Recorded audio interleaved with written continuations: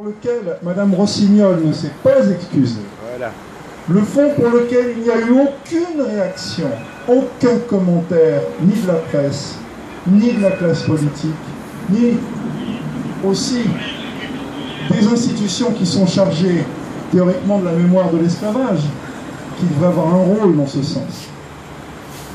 Mme Rossignol a dit « Les nègres américains, il y en avait qui étaient pour l'esclavage. » Les nègres américains, essayons de comprendre ce qu'elle veut dire. Les nègres américains qui étaient pour l'esclavage, moi j'ai compris dans un premier temps qu'elle faisait allusion à des complices.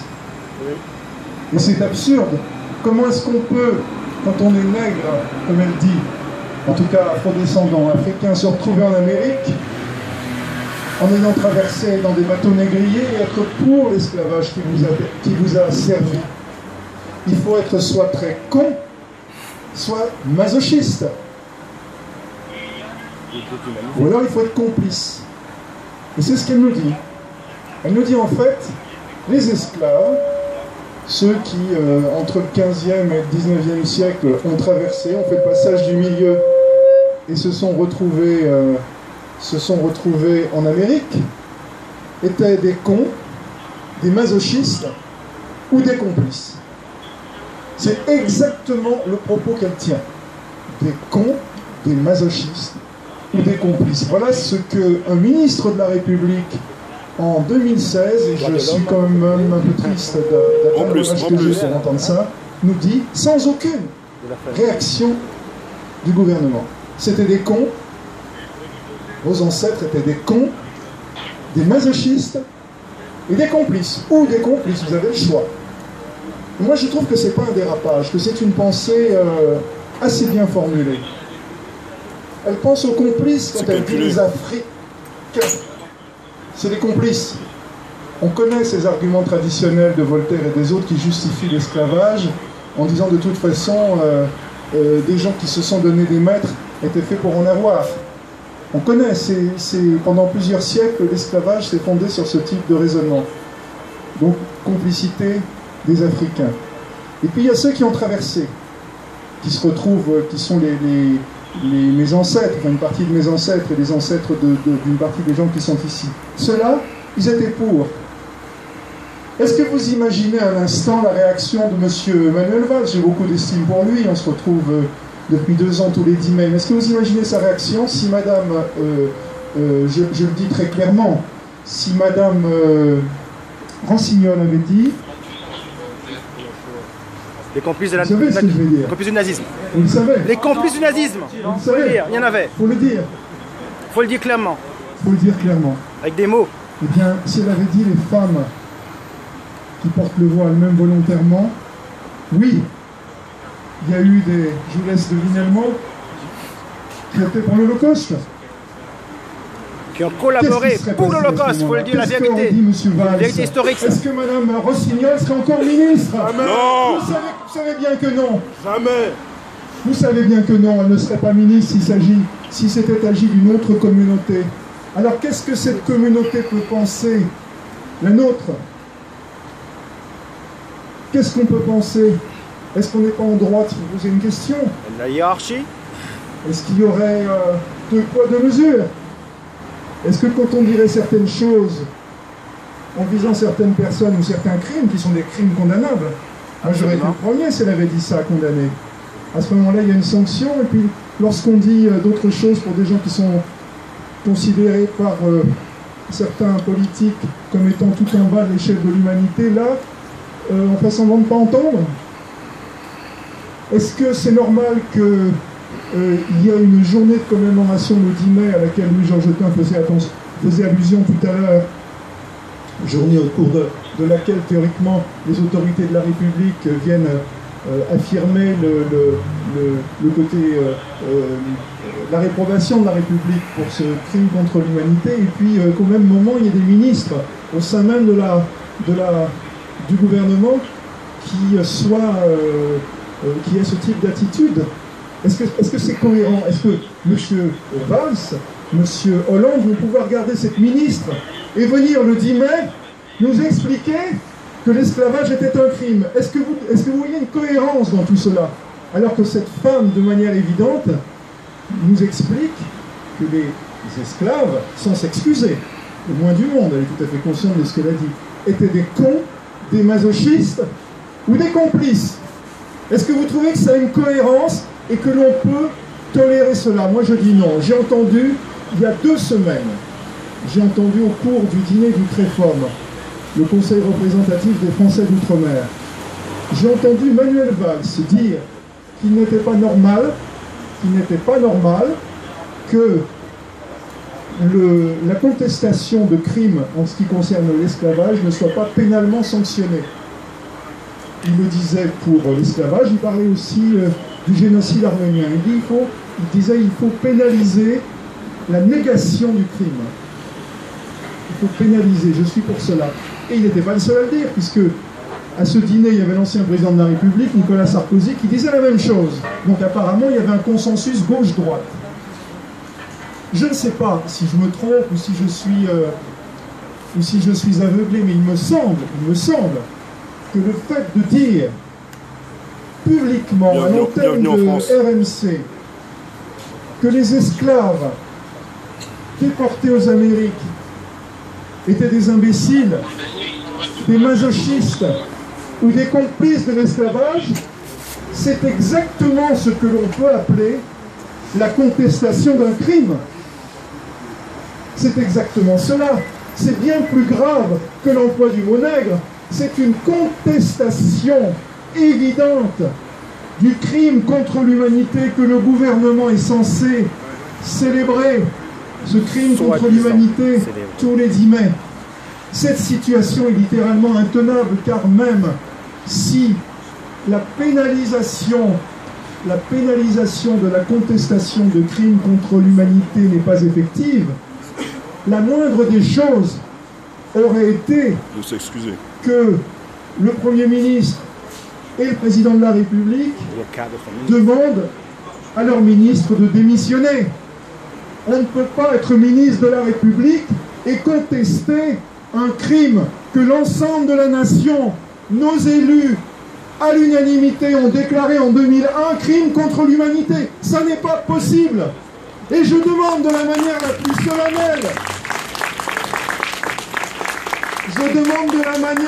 solennelle, à Manuel Valls et à François Hollande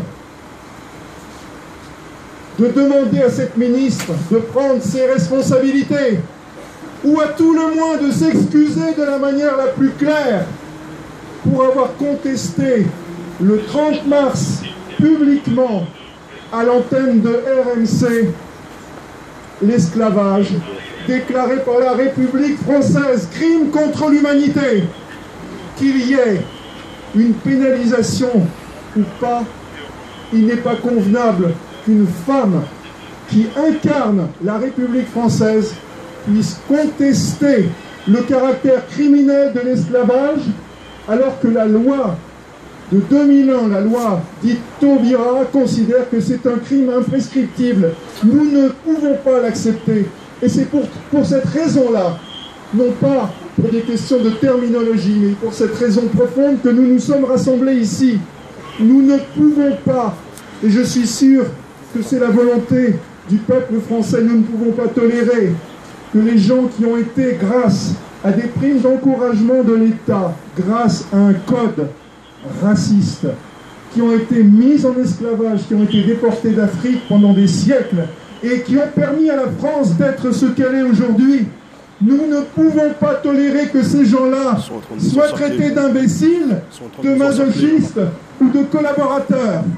Et c'est pas seulement parce que ce sont nos ancêtres, c'est parce que ce type de propos est contraire aux valeurs de la République française. Et je suis bien désolé de le dire. Aujourd'hui, la République française, devant RMC, BFM, face à la police, c'est nous qui l'incarnons. C'est nous qui l'incarnons. C'est nous qui l'incarnons. Et même si nous sommes une poignée aujourd'hui, il est bien probable qu'il y a beaucoup de gens qui considèrent que nous avons raison. L'important, comme le disait tout à l'heure Franco Lolia, c'est pas d'être nombreux, de représenter la force du nombre, c'est de représenter la force des idées. La force des idées, la force des principes qui ont fait de ce pays ce qu'il est et ce que nous aimons. La force des idées, la force des principes, la force des valeurs de la République française. C'est nous. C'est nous qui l'incarnons en ce moment. Et je peux vous dire que l'avenir nous donnera raison. Nous verrons dans quelques mois qui a la parole. Nous verrons dans quelques mois qui peut parler au nom de la République. Parce qu'il y a quelque chose dans une démocratie qui s'appelle le vote, le bulletin, le scrutin. Et on peut faire tout ce qu'on veut. Les femmes qui ont décidé d'être voilées, les nègres qui soient descendants d'ancêtres, esclaves, ou qui soient venus de l'autre côté de la Méditerranée, ils ont le droit de vote. Ils représentent des millions de Français. Ils représentent assez pour faire basculer un gouvernement. Et je le dis solennellement à Manuel Valls et à François Hollande qui pensent que ce vote-là leur est acquis. Attention, attention. Depuis 2012, nous avons été très gentils. Nous vous avons observé. Nous vous avons écouté. Nous avons sursauté, frissonné quand nous avons vu François Hollande qui ne doit son élection qu'aux nègres qui ont fait la différence. François Hollande venir déposer une gerbe de fleurs à Jules Ferry, celui qui disait que la République est l'incarnation de l'homme blanc, qu'il y a des races supérieures et des races inférieures et qu'il est du devoir pour la race supérieure de civiliser. Et il disait qu'il fallait le dire franchement, de civiliser les races inférieures, c'est-à-dire les nègres. On s'est interrogé quand on a vu le premier jour de son mandat François Hollande venir déposer au pied de Jules Ferry une gerbe de fleurs. On aurait préféré que ce soit qui reprenne le geste de Mitterrand, qui était plus symbolique, en faisant allusion à l'esclavage. Pourtant, il est bien ce qu'il est à cause de Mitterrand, me semble-t-il. Mitterrand, au moins, je ne suis pas sûr qu'il n'était pas négrophobe, mais en tout cas, le jour de son élection, il était allé au Panthéon, il avait fait un geste fort en souvenir de l'esclavage. C'est pas ce geste-là qu'a fait François Hollande. Nous n'avons rien dit. Nous n'avons rien dit. Parce que les nègres, parfois, ne disent rien. Ils ne disent rien parce que c'est pas le moment de dire. Ils ne disent rien parce que beaucoup de ces nègres avaient voté François Hollande, pensant que les choses changeraient. Ils ont continué à observer. Ils ont vu, ils ont entendu le 10 mai 2013, le premier 10 mai auquel participait François Hollande, que François Hollande citait Césaire. Il lui faisait dire d'ailleurs des choses que le pauvre Césaire n'avait pas dites. La réparation est impossible, toute réparation est impossible. Et même, on entendait dire, par une espèce de raccourci incroyable, que la présence militaire française en Afrique serait presque une forme de réparation. Je l'ai entendu. Je l'ai entendu. Et puis il y a eu la manière dont les institutions étaient gérées. La manière paternaliste, pour ne pas dire parfois négrophobe, en tout cas paternaliste, pour ne pas dire colonialiste, dont les choses étaient faites. Il y avait eu des promesses de la part de François Hollande. C'est sur ces promesses qu'il est président aujourd'hui, qu'il est à l'Élysée. Bien au chaud, bien tranquille, pendant que nous sommes dans le froid, incarnant ici les valeurs de la République. Sans doute n'entendra-t-il pas ce que je dis. Mais moi je me souviens qu'en 2012, au mois de mars 2012, il a juré solennellement de retirer le mot race de la Constitution. Moi, président, sitôt élu, je demandais au Parlement de supprimer le mot race. La République n'a rien à faire de la race. Aujourd'hui, quand il saisit le Parlement pour changer la Constitution, c'est pas pour retirer le mot race, c'est pour la loi El Khomri, c'est pour d'autres choses. la déchéance de nationalité, les binationaux, ça veut dire quoi? Les franco-musulmans, pourquoi pas les franco-israélites, ou les franco-protestants, ou les franco-catholiques, ça veut dire quoi ça? C'est pas pour ça qu'il a été élu. Il a été élu en fonction d'un programme, en fonction de promesses. Il disait, moi président, je supprimerai le mot race de la Constitution dès mon élection. Il disait, moi président, il y aura un centre. Il appelait ça le centre de l'outre-mer. Mais moi je dis l'outre-mer. C'est pas exactement le mot qu'il faut utiliser. L'outre-mer, c'est le mot qui, en 1946, il y a 70 ans, a remplacé le mot colonie. Parce qu'on ne pouvait plus appeler colonie les départements, les nouveaux départements français, qui étaient les anciennes îles d'esclavage, où les nègres américains, consentants, imbéciles et collaborateurs, avaient été transportés. Alors on a parlé d'outre-mer. La notion d'outre-mer ne coïncide pas exactement avec les descendants d'esclaves et avec les nègres.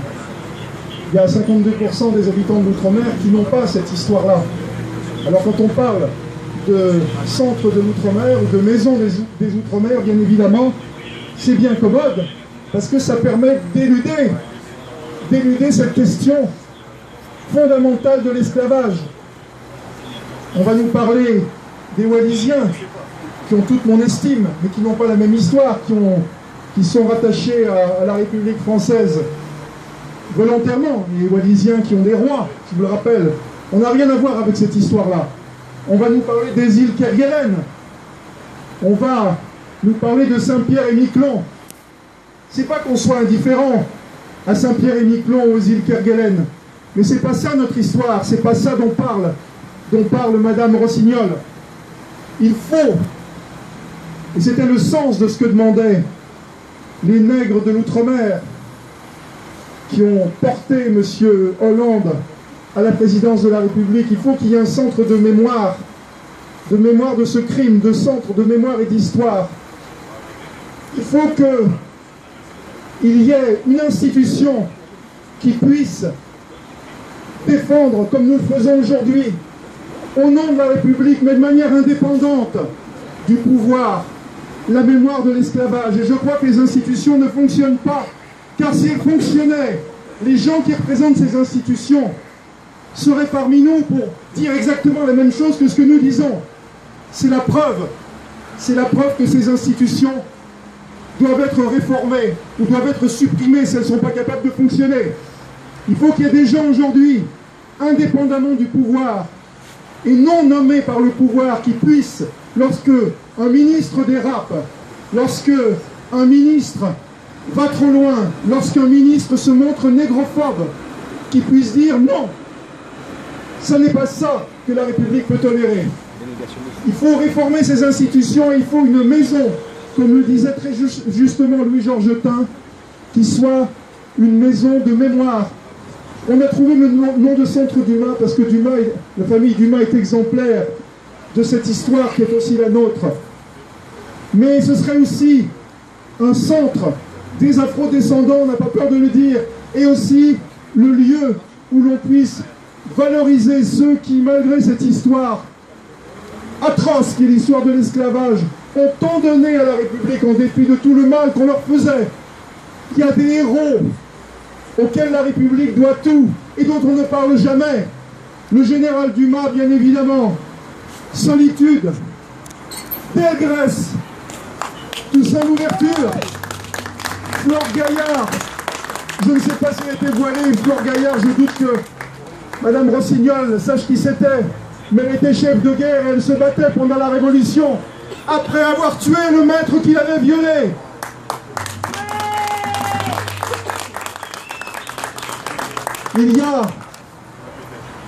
Il y a aussi ceux qui ont combattu contre le nazisme. Je pense à Tony Bloncourt, qui est un afro-descendant et qui doit se retourner dans sa tombe, lui qui a été fusillé au Mont-Valérien, pour entendre ce qu'on a entendu le 30 mars. Entendre que lui qui a 19 ans a donné sa jeune vie, afro-descendant, contre le nazisme, aux côtés de ses camarades juifs qui ont été fusillés, entendre que ses ancêtres esclaves étaient des collaborateurs, c'est indigne. Il y a Atiba qui était chef de maquis, qui lui n'était pas descendant d'esclaves, mais qui a été fusillé dans les Vosges sans jamais avoir parlé. Il y a Moïse Bébel, un Guadeloupéen qui est tombé simplement à cause de la couleur de sa peau et qui a été exécuté avec ses camarades parce qu'il défendait un petit village de la Somme. Lui aussi est un afrodescendant et il mérite notre respect. Il y a le capitaine Nchorere qui a refusé d'être séparé de ses camarades officiers et qui a été abattu à la mitrailleuse, officier de l'armée française qui portait un uniforme comme vous, simplement parce que c'était un nègre. C'est toute cette histoire-là que nous portons aujourd'hui. C'est pour ça que nous sommes rassemblés devant RMC. C'est pour ça aujourd'hui que nous demandons la démission immédiate de Madame Laurence Rossignol, ministre de la République, qui n'est plus digne aujourd'hui d'assumer cette fonction parce que elle a nié le caractère criminel de l'esclavage et elle s'est mise dans ces conditions au même niveau que M. Guerlain, qui ne savait pas si les nègres avaient tellement travaillé, au même niveau que M. Hugues Despoints, qui considérait que l'esclavage avait été finalement quelque chose de positif. Elle est négationniste, cette dame, et elle ne peut pas rester au gouvernement. Et le gouvernement, s'il la maintenait dans ses rangs, ne pourrait pas, avec la sérénité que nous souhaitons, aborder le 10 mai prochain. C'est dans quelques semaines. Nous vous donnons rendez-vous le 10 mai pour exiger réparation. Place du Général Catroux à 18 h. Pour exiger réparation. Réparation pour l'esclavage, bien sûr. Et réparation aussi à l'offense que vient de faire Madame Rossignol à tous les descendants d'esclaves, à tous les Noirs de France et à toute la diaspora du monde entier.